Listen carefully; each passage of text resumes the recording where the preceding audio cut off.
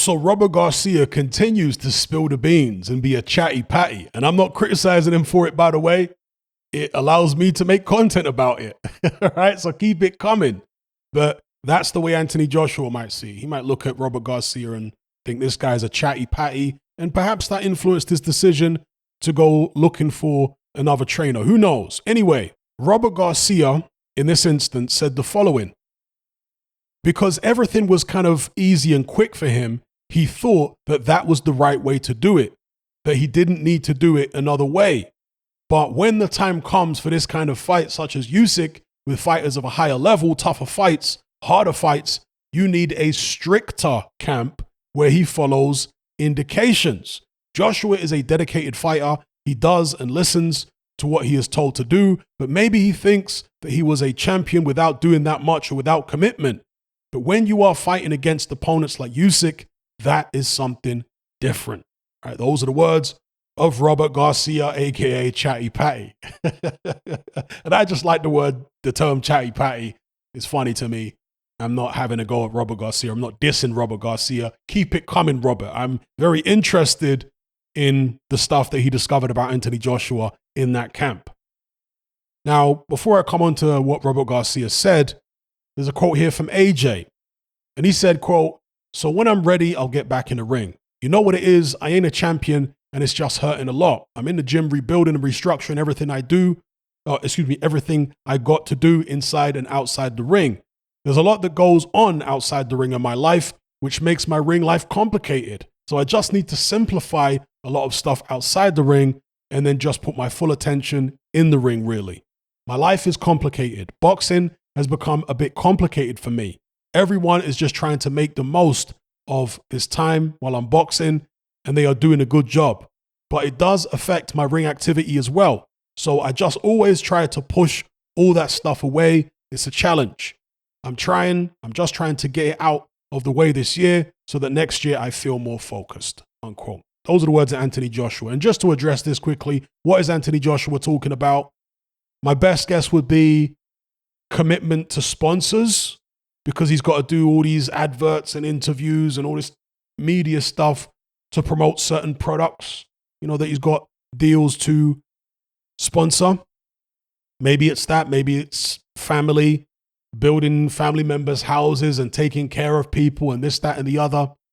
And when you are someone who is on that level in terms of fame and notoriety and money, and you come from a family which, I don't know that much about Anthony Joshua's family, but let's just say, like most people, he's going to have a lot of family members that don't have a lot of money.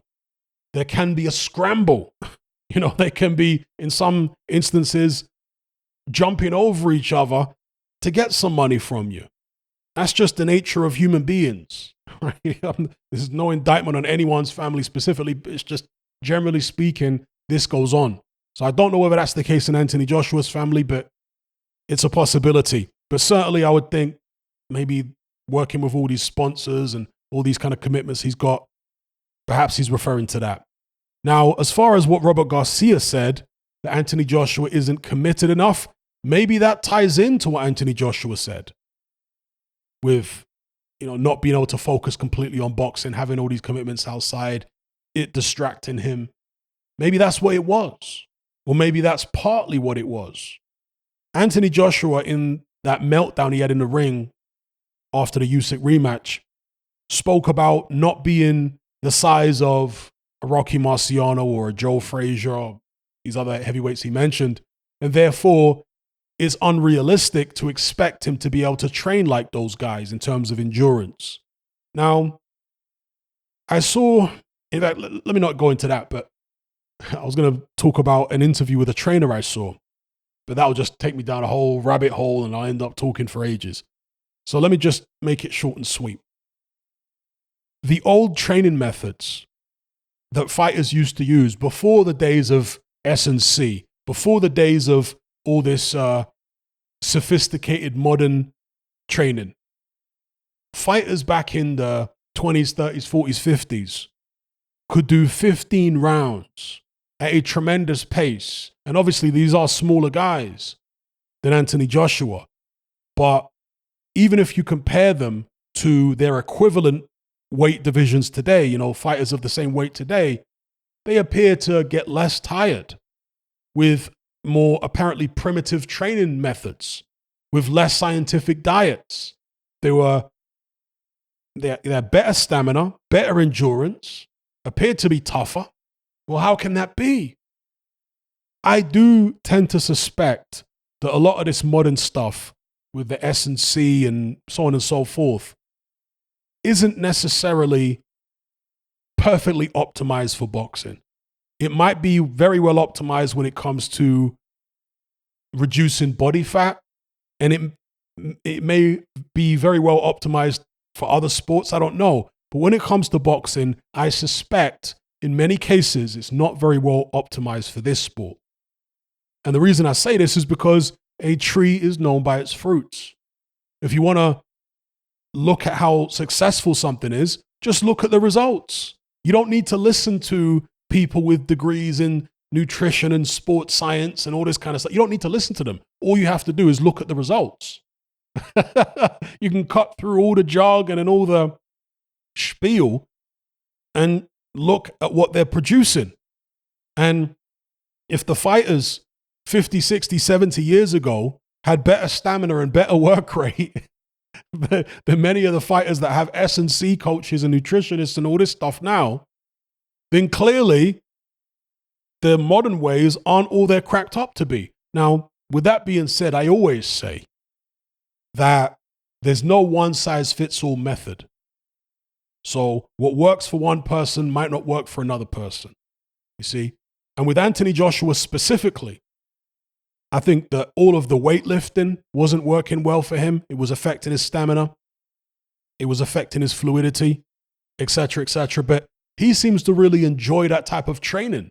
In fact, I get the impression that Anthony Joshua may even enjoy the S&C stuff, all the different types of S&C, plyometric training, and all this other modern training methods.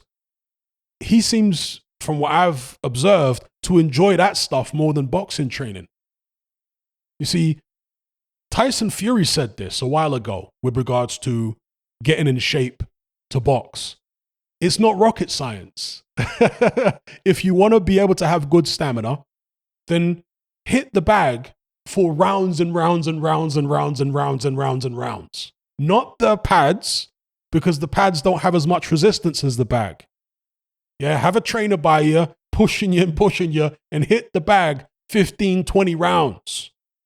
I'm not saying you need to do that every day, but if you're preparing for a fight, put them big power shots in. Let's see you hit the bag with heavy shots for at least 15 rounds.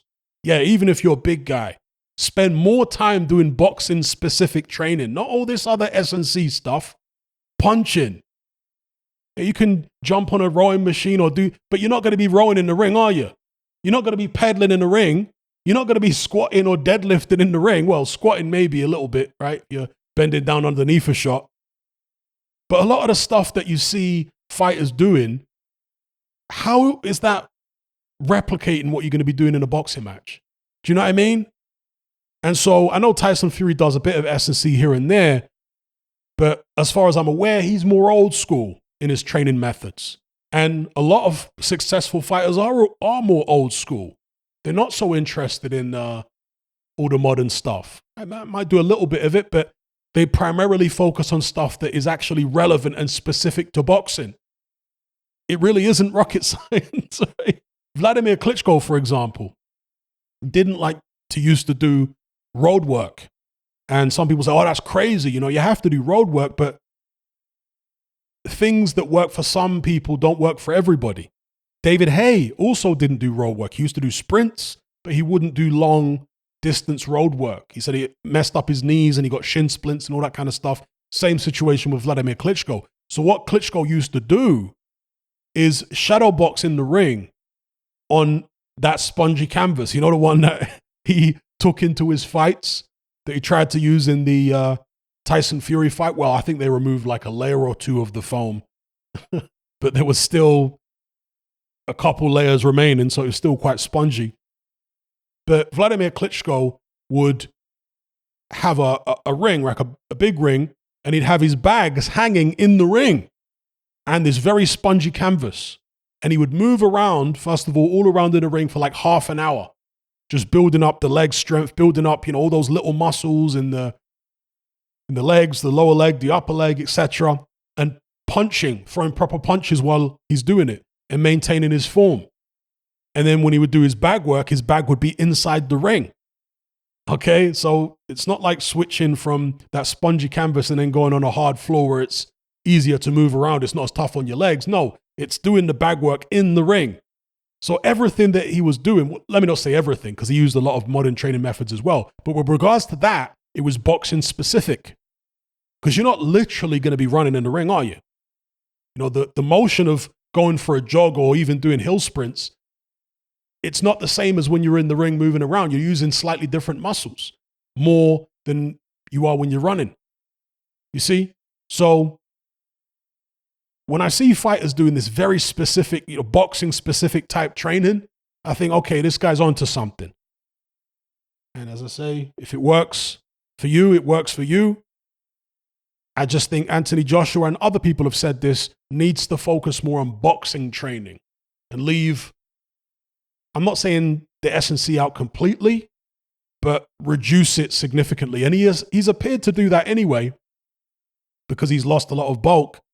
Maybe he needs to do it even some more and focus even more intensely on just doing boxing stuff.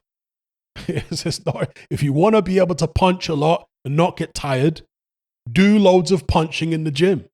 It's just that simple. Loads and loads of bag work. Loads of work where the trainer's got the body shield on. Loads of pad work. Loads of shadow boxing. Moving around in the ring. 10, 12, 15 rounds of shadow boxing. Throwing proper punches. Not just flicking your hands out there to make it look like, no, throwing proper shots where you're twisting and the rotations there and the snap on the punches. Do that. And you build your stamina up over a period of time.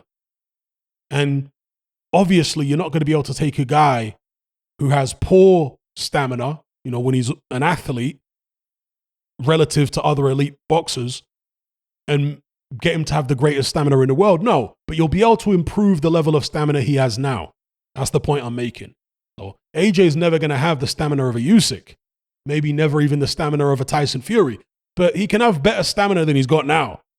I don't think he's hit his stamina ceiling. So that's my take on it. Give me your take in the comment section below. If you're tired of the biased narratives and mass censorship on mainstream platforms, and you want to be part of a community of critical thinkers who love free speech just as much as you do, then come and join me on Patreon and access my weekly no-holds-barred, censorship-free podcast where we lift the lid on a wide variety of controversial topics. It's not mainstream friendly. It's not politically correct, but that's the whole point. We dare to stand as a beacon of reason against an army of insanity. Just head on over to my Patreon page and select the tier called Hatman Hot Topics. You'll gain access to a minimum of 2 hours of exclusive content every single week, including podcasts, videos, interviews, live stream Q&As, as well as my popular Confessions of a Nightclub Bouncer series. Not to mention a vast back catalog of hundreds of hours of previous episodes. You can listen via the Patreon app with the option to download in high quality MP3. We've also got an Element group where you can come and chat and hang out with myself and other members. Unlike Discord, it has full end-to-end encryption, is decentralized, and it's 100% censorship free. You can also send voice notes as well as much larger audio and video files than you can on Discord. So come and sign up on Patreon. There's no contract, there's no commitment. You can cancel at any time, and it's cheaper than a cup of coffee. So I'll see you over there. I'm out.